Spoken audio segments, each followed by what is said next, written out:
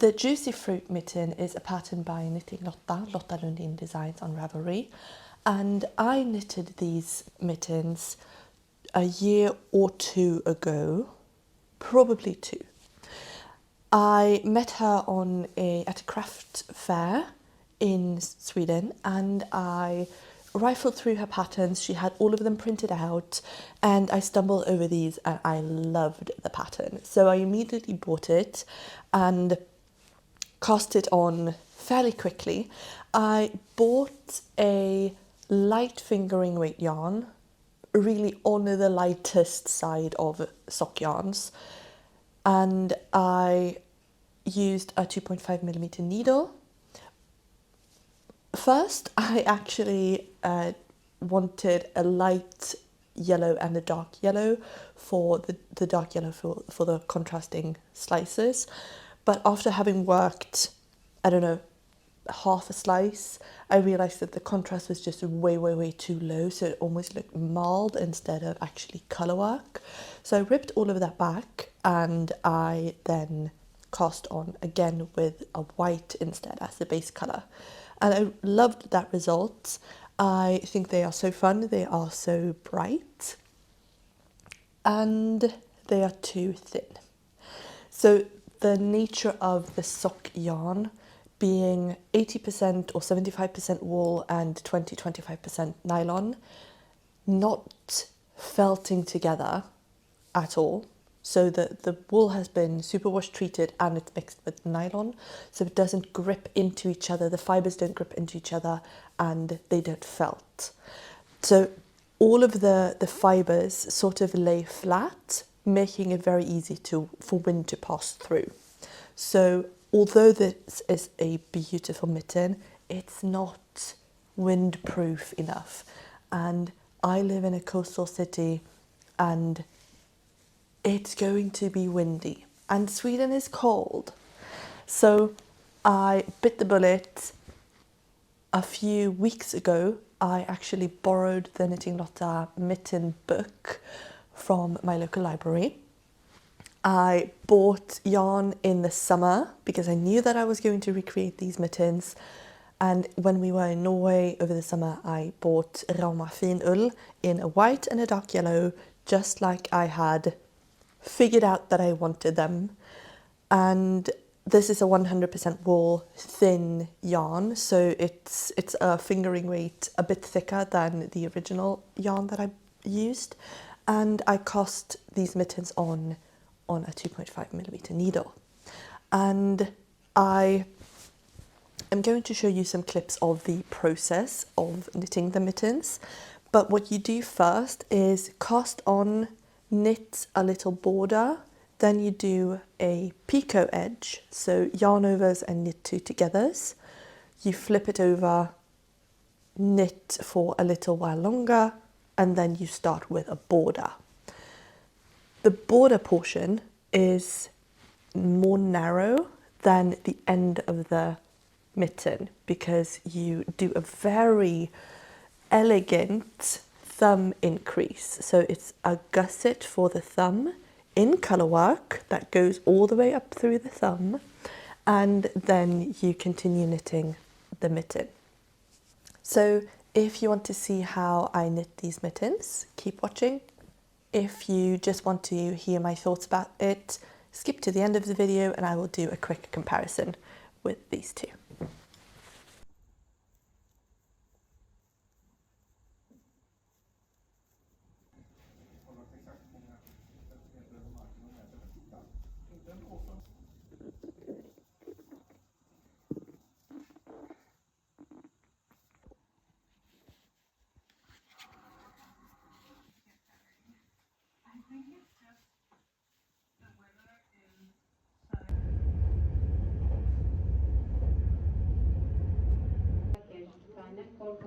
FR 9795 Marrakesh, gate number F67.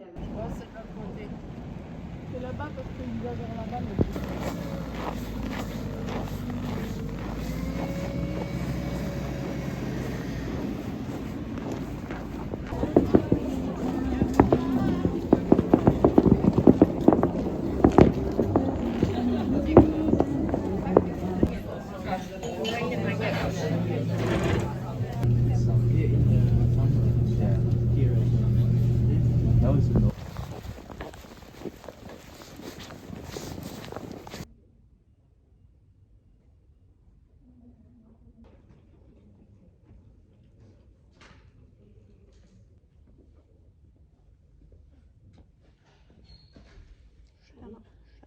it's is it the first or second day back?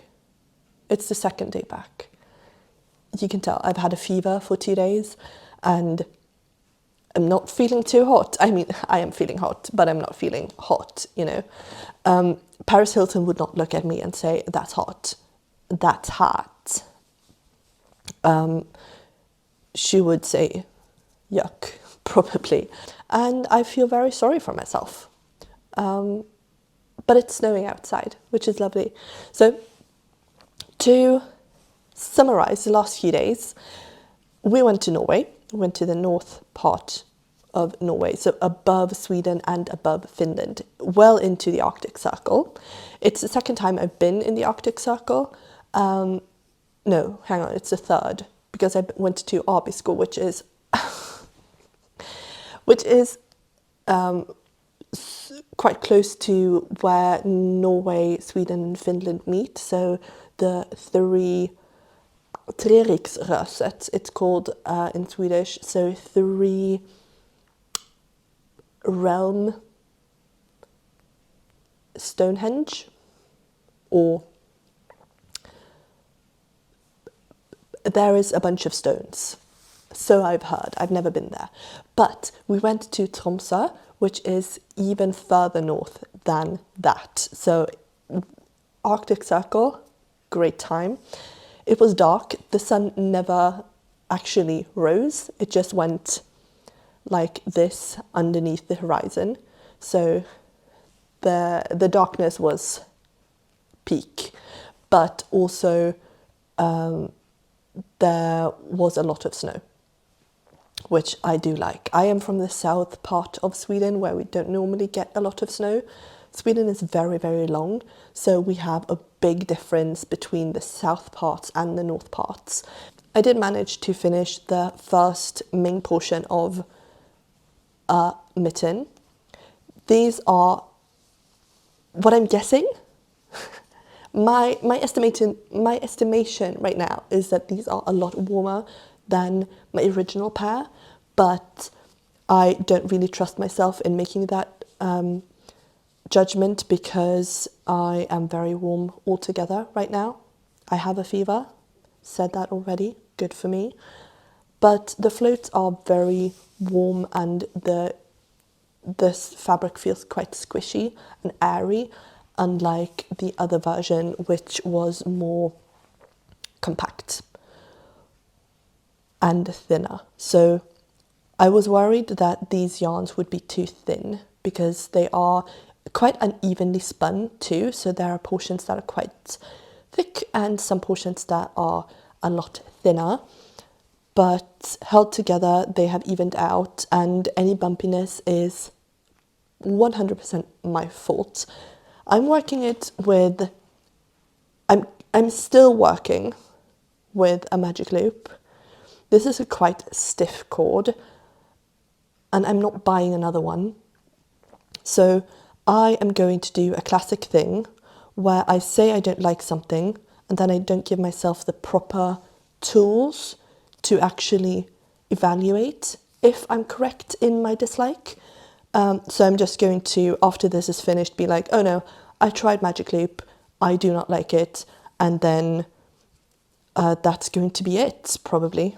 I bought these needles specifically for this trial of Magic Loop, but I don't know that I like them. I long for my DPNs, but I'm not going to go back to my DPNs for the second mitten because it would probably mess up my gauge. I do not want 2 different sized mittens. So in my stubbornness of I don't want to explore this properly, I also realise that I'm being stubborn about it. So I think I should just, I'm going to power through with Magic Loop and it's going to be fine. So yeah, these mittens are now going to be full of Norway because I bought the yarn in Norway in the summer. and I did, what did I do? I hadn't done a lot at all, actually, now that I think about it, because I think I actually bound off, or I left the stitches for the thumb on at the airport. Could that be right? I think so. So I did a lot of this. I did up until the very tip from here to here in Norway and on the plane. But yeah, I just wanted to give you a very glamorous insight into my lovely aesthetic life, where I am beautiful and put together and not at all gross when I am ill. So you're welcome for that visual. And I'm going to stop talking because my voice is sick of talking. She says, and getting ready to start talking about a new thing. So this cuff is made with, oh, that is not a good angle. It's made with stockinette and then picot edge that you fold it in, David, that you fold in and sew into the inside of the cuff, and then you knit stockinette for a bit longer, and then you knit the first border around the wrist, and then you continue with the actual pattern. And that's what I'm going to do just about now, do the picot row if I'm far along enough. No, I'm not. So cheer for me, pray for me. If you believe in something, pray for me and for my immune system. And I will get back to you with some more progress.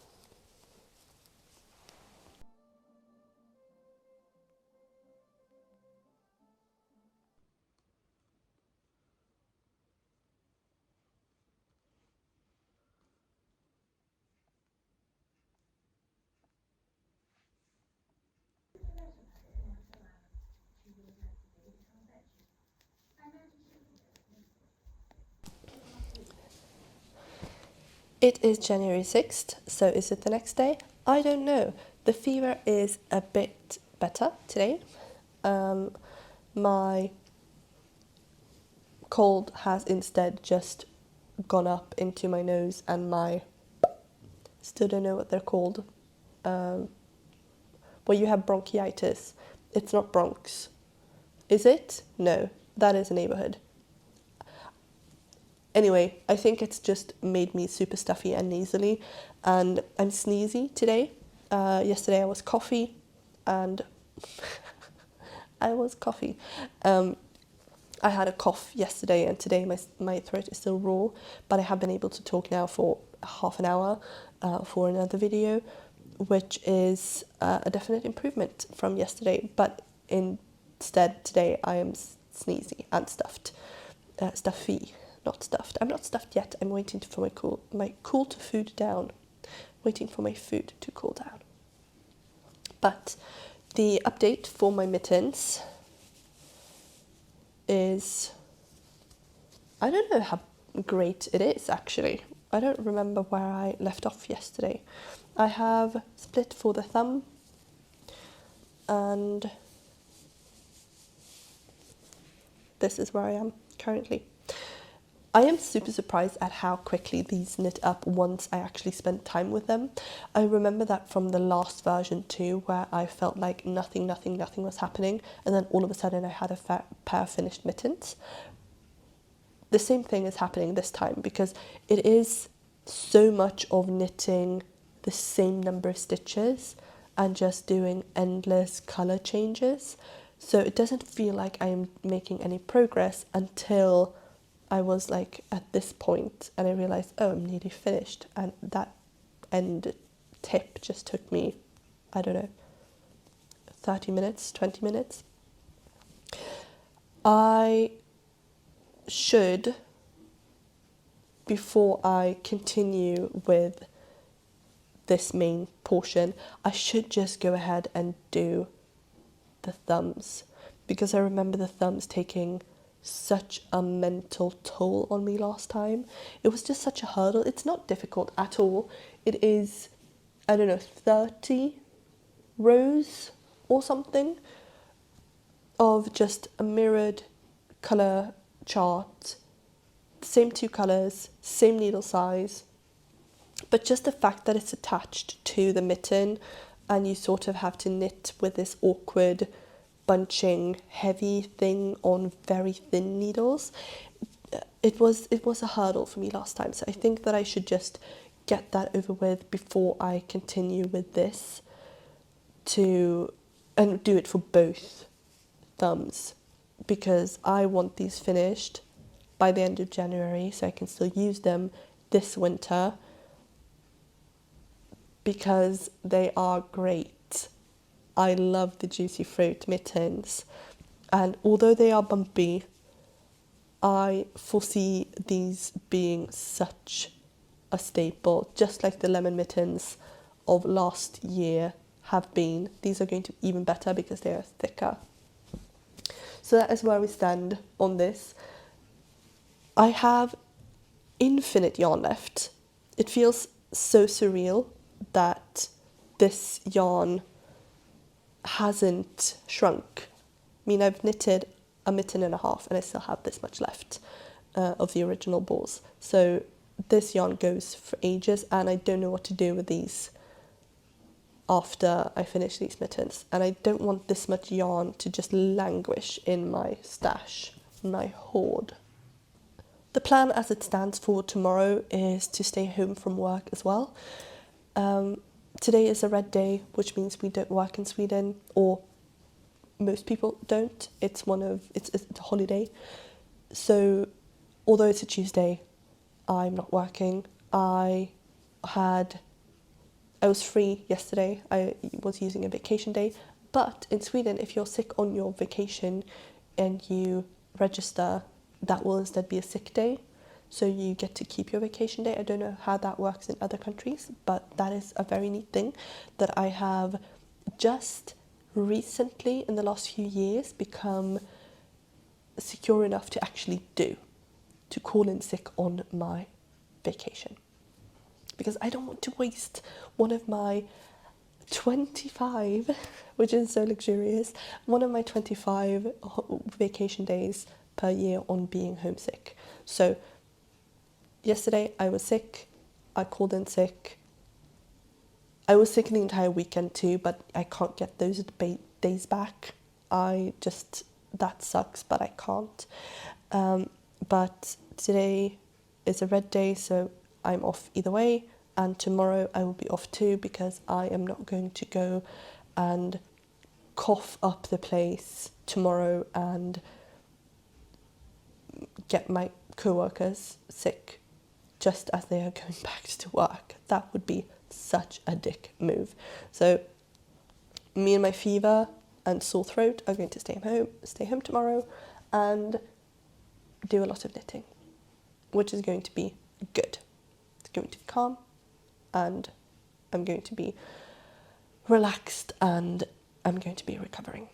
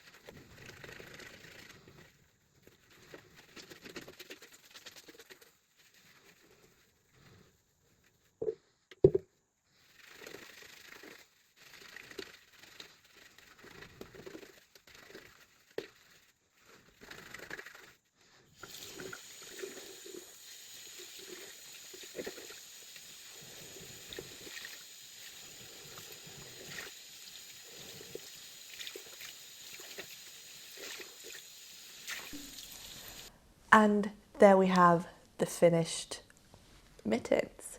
You saw that I felted them, and I did that because I wanted them to be more windproof. I had never before intentionally felted anything. That's a lie. I did actually do a lot of felting, but we did felt in kindergarten. We did our own like tiny mats to sit on when we went on little hikes. We would do a felted little mat and then embroider on it. It's very cute. I don't know if I have it anymore. My parents would probably have it, if anyone. That was a tangent, sorry. But I hadn't knitted anything to felt before these, and I hadn't felted these. I hadn't cast them on with the intention of felting them either. But once I had finished the mitten, I realized that the mitten is definitely wider than my original mitten. So it's both wider sidewise, but it's also a bit longer. And I knew that I wanted them to fit quite snugly, because when I'm wearing mittens, I want my hands to be relaxed like this. I don't want my hands to sort of splay out. You know when you're wearing a pair of shoes that's a bit too wide and you sort of splay out your toes to keep balance and grip on you sort of try to squeeze into the sole of the foot or the boot. That's what I feel when I have mittens that are too wide. And now, having worn these mittens for a few weeks, 2 weeks, I'm not 100% content with the amount of felting just yet. I think I want them to be a bit more felted. But since this was my first time ever felting something that I had knitted intentionally, I didn't want to go overboard with something that's not reversible. So I felted them lightly. It didn't feel like I felted them lightly. A lot of the time that I was scrubbing my hands together and felting, I was second guessing myself so much. Am I messing this up? Am I irrevocably ruining my mittens? But then when they were dry, they're great. I'm going to show you my floats because I am very proud of them. It's so satisfying to look at floats like this because you can really see the inverse pattern, and that's the goal, isn't it? So with these mittens, I didn't catch my floats basically at all. There are some portions, like a few rows of like 16 stitches in a row of the same colour, and when that row went over the breaking point of half the mitten, then I would catch my float at the very end, so I wouldn't end up with a tight float in like the gap between where my magic loop was traveling. But otherwise I haven't caught my floats because I knew that they were going to felt into each other just by the virtue of wearing them.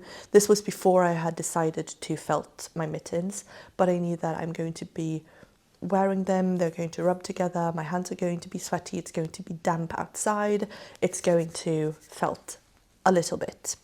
And it has, and I haven't caught my fingers on the floats once. So this inverse pattern it's really juicy. I am now facing a conundrum because I don't know what to do with these. They are perfect in their own way, and I'm not going to wear these now that I have these. So it's like I upgraded, but I still feel very attached to the first version. Oh wow, I haven't looked at the inside of these for a while.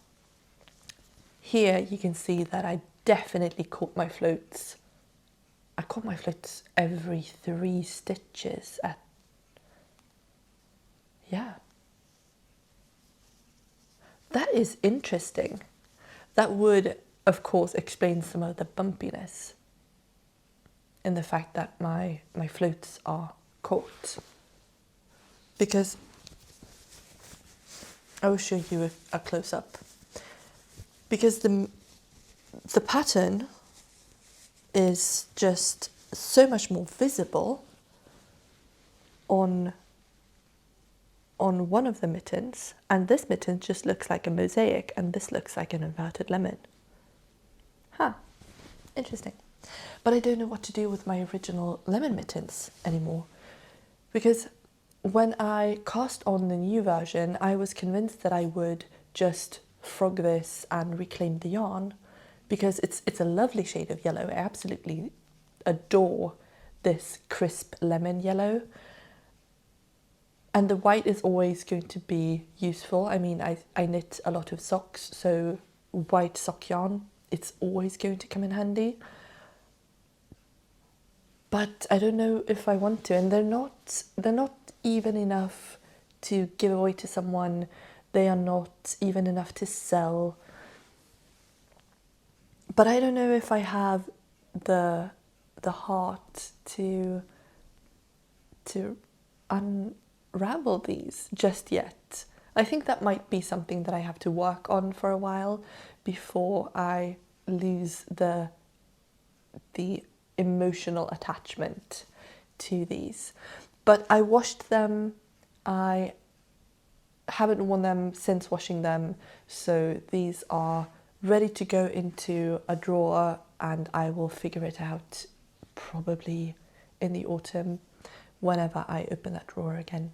This is objectively better for a lot of reasons, except the colour selection, because these are more of a yellow, like a lemon yellow, and these are more of an orange, like the fruit orange yellow. So, and the lemon yellow just speaks to me more than the orange yellow.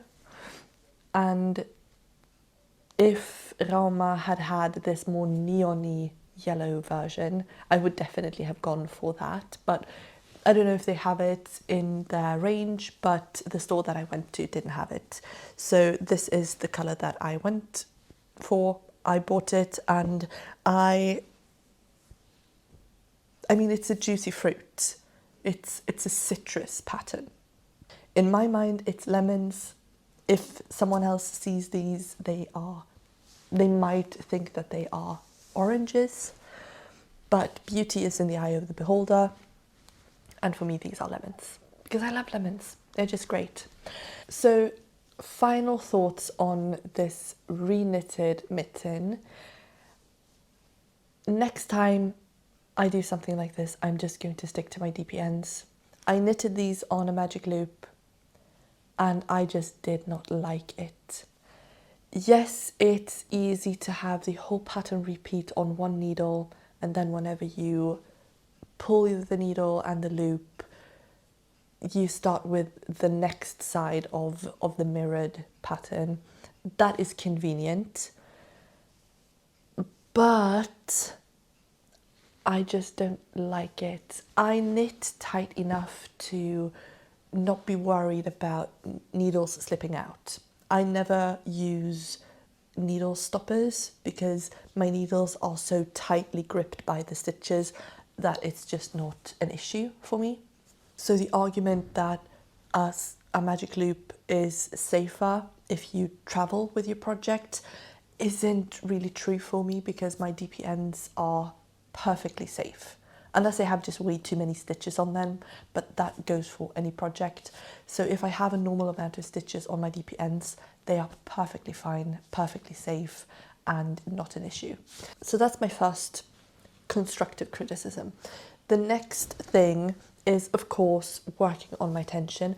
I am just a little bit convinced that my tension would be better if I had used DPNs, because I'm more used to DPNs, but it comes with practice. I have been so much better about stretching out my stitches on the right needle before I do the next stitch from the left needle, and that has decreased the bunching a lot. Another thing that really helped my tension was, of course, not catching my floats so often, but that also depends on the fact that this yarn grips together and felts together a bit. So even the longer floats, they don't catch on my nails or my fingers because they're sort of gripping, like Velcro gripping into each other in the fabric.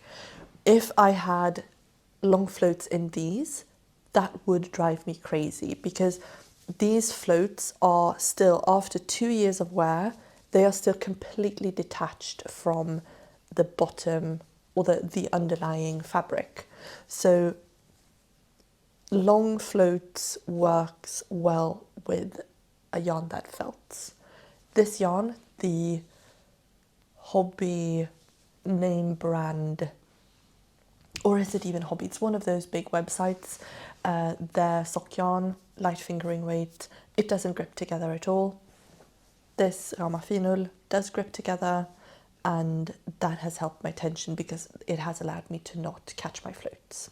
The final thing, and the one thing that I think I could have done differently and it would have made a difference, like a proper difference at the skill level that I am at right now, is to inverse which colour I held dominant. Because with this, I held my yellow as the dominant colour. And that does make sense, right? Because the yellow is the pattern, so it should pop. But what that means is that the white spokes, the pith between the cloves, not the cloves, the slices of the, not slices either, the wedges of the lemon, the white just disappears. So wherever I have one of these straight lines, those are quite visible. But when I have these diagonal lines, they sort of melt into the background because the colour is so submissive, non-dominant compared to the yellow. So either if I could have done one of those dropping my yarn and just pulling whichever yarn over the other so that both colours are more equally dominant, or if I had just inversed which colour I held as my dominant. So if I had held the white as dominant, the yellow would have gone back a bit and the white would have popped more, and the spokes between would be more clear. But I don't know if these finer details and the finer tips and like the middle of each slice, if that would have gone lost if I had held my white as the dominant. So this project has been an absolute win. I feel very happy about my first finished object of 2026 being such a strong hit. It has also made me very curious to felt things. I have been looking into felting slippers because I mean, everyone has seen the sailor slippers. They are having their Sophie scarf moment, and I would like to make myself a pair of slippers for my day job, because once everyone has left for the day, or once most people have left for the day, I usually kick off my shoes and just do a bunch of admin, chill in my office. And for those moments where I'm not wearing my thick boots, I would like to still be wearing something. I don't want to go to the printer to get something in just my socks, but I also don't want to lace up my boots just to go to the printer. So I would like to have a pair of slippers that are work appropriate, that are still fun, and that are warm enough to hold me for the winter, but also reasonably breezy to work for the summer months. And this project and felting these has really made me interested in felting a pair of slippers. So if that's something you're curious to see, I hope you'll subscribe to the channel so you don't miss that video whenever it comes out. And if you liked the video, please remember to click the like button. I hope you enjoyed today's video. I enjoyed making these a lot. And go drink some water. Bye.